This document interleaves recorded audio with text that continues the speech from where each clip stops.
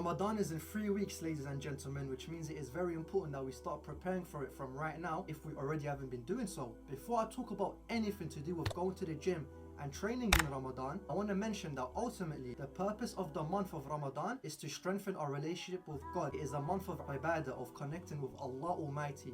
Now, just because it's a month of ibadah, it does not mean that we have to neglect every single other part of our lives. We can still go to the gym, we can still train, which is what we're going to talk about in this video here. How to train in Ramadan, when to train, is it smart to train while fasting, can you actually train on an empty stomach?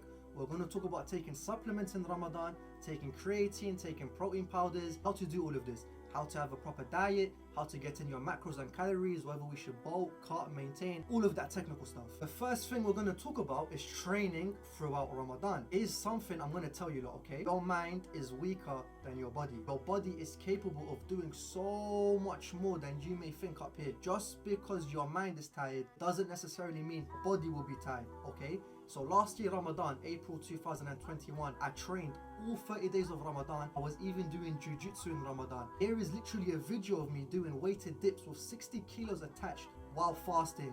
No water in my system, no food in my system. Believe me when I say our bodies are capable of so much more than we tend to believe. Now, obviously, we shouldn't overdo it throughout Ramadan. We don't want to push ourselves with more than we're comfortable with. We don't want to do anything crazy. Obviously, we need to understand that our bodies are not in the prime condition that it would usually be in. We are fasting, we don't have food and water in our system. Energy isn't as easily as available as any other time. You need to keep all of this in account and train appropriately, train smartly. So what does it mean to train smart? The first thing is going to be rest and recovery. We need to make sure we rest properly in the gym. We can't do them 40 to 60 minute intense sessions no more. We need to take our time with the rest times in between each set. I usually rest between 3 to 5 minutes in the gym anyways because I lift heavy. This is extra important in Ramadan. Take the rest that you need.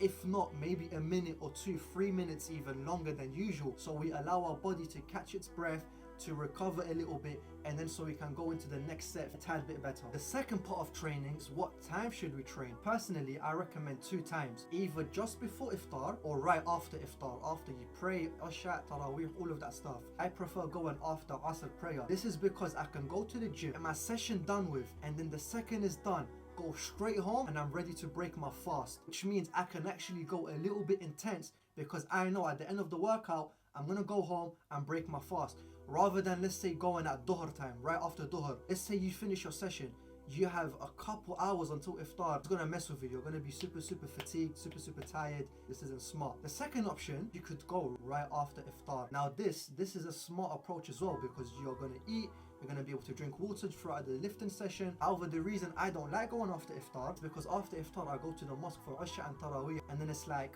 there really isn't time to fit in the gym. And let's say I go to the gym after Taraweeh, it's going to be late at night. It feels too close together, right? Third thing we're going to talk about, supplements during Ramadan. Should you be taking creatine? Now, I've been asked this question so many times already on my TikTok and Instagram and Snapchat. Listen to me. Last year, I took creatine every single day of the month. It's more than possible to do so. However, you need to make sure that you drink enough water. Because what does creatine do? It stores water. It leaves you a little bit dehydrated. You need to drink a little bit more water than usual. Now, obviously, from iftar until suhoor, this can be a little bit difficult. It can be difficult to get in enough water. You need to make sure that if you're going to be taking creatine, you drink enough water. I recommend taking creatine throughout Ramadan is because what does creatine help us do? Creatine helps us produce more ATP, which means we're going to have more energy when we're on creatine. We're able to do more. This is extra necessary throughout Ramadan. I want that extra energy at the gym. If you're going to be taking creatine, make sure you drink enough water, at least 2 liters minimum. This is more than possible. Iftar until suhoor is a good couple of, not even a couple of hours, it's a good chunk of hours. It's like what, 6-8 hours in between, something like that. That is more than enough time to get in enough water. When it comes to protein shakes, this is gonna probably be your best friend throughout Ramadan. It's gonna be a little bit more tricky to get in the calories and macros we need throughout Ramadan, which is why protein shakes, whey protein, is going to be your best friend. You literally put 1 scoop in a glass of milk, cup of water, whatever it is, boom, 20 grams of protein right there. That is so convenient, so simple and so easy. And when it comes to hitting your macros and calorie goals throughout Ramadan, if you're thinking to bulk or if you're currently bulking, I do not think it's possible to, look, nothing's impossible. If you try hard enough, everything's possible. I'm not going to say it's not possible, but I'm going to say it's very, very, very difficult to bulk throughout Ramadan, especially if you already have a solid foundation. If you're a beginner, then you could probably bulk since you need less calories and macros than I would need, for example. If you're a little bit bigger and let's say you need like what, 3,000 or more calories, it's going to be a bit challenging to get in that short period of time that we have from iftar to suhoor. I wouldn't recommend bulking.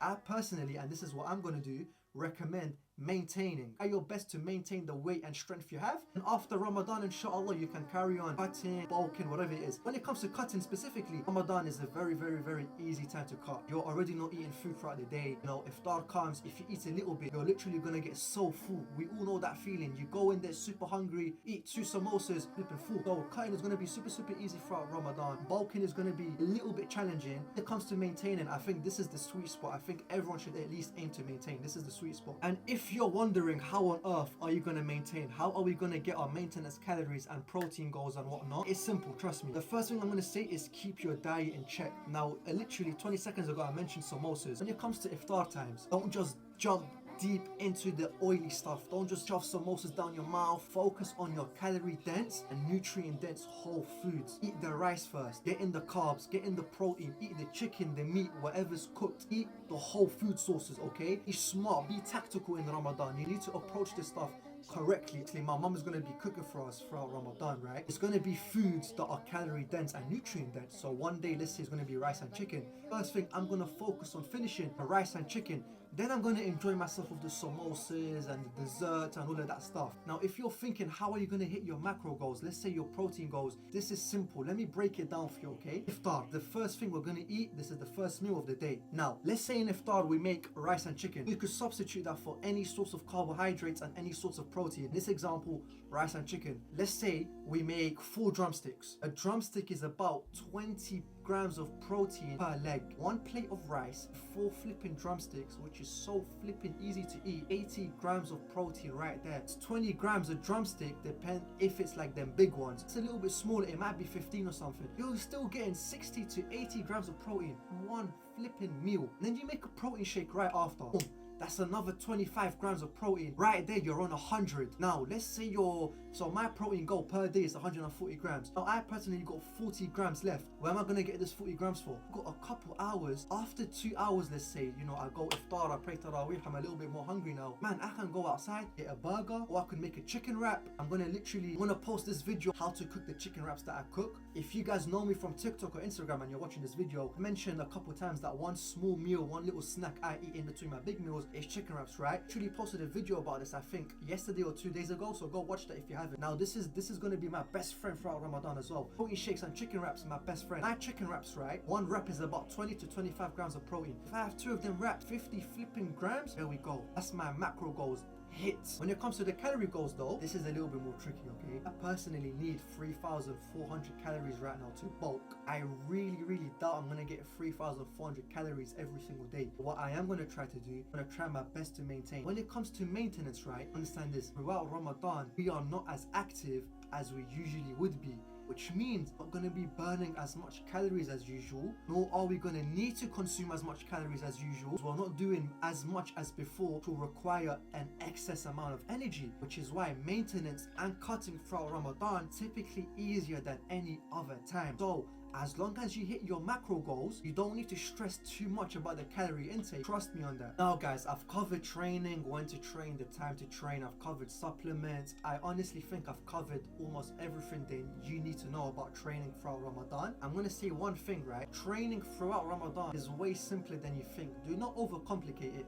Once you start thinking too much, it becomes hard. Honestly, not that difficult. Your body is capable of so much more than you tend to think. One thing I want to mention as well, right guys, is I'm planning to record a vlog maybe every single day, or maybe like at least a couple times a week, what I do throughout the day and my gym sessions throughout Ramadan and like what I eat and all this stuff. If you're interested, let me know in the comments and give me some ideas. Like tell me what you want to see, what you don't include in and whatnot. Other than that, thank you lot for watching the video. If you're not following me on Instagram or TikTok, make sure you do so right now. I'm going to link them up here where my fingers are. And I hope this video helped you. If you have any more questions, drop them in the comments. I'll respond to every single one of them. God bless. May Allah be with all of us. May Allah reward us. And may Allah make this Ramadan a blessed one for us and our families. Well, before the video ends though, quick bicep check. quick forearm check. A lot of you say my forearms need work. Tell me if you're seeing improvements. Let's check the other bicep now.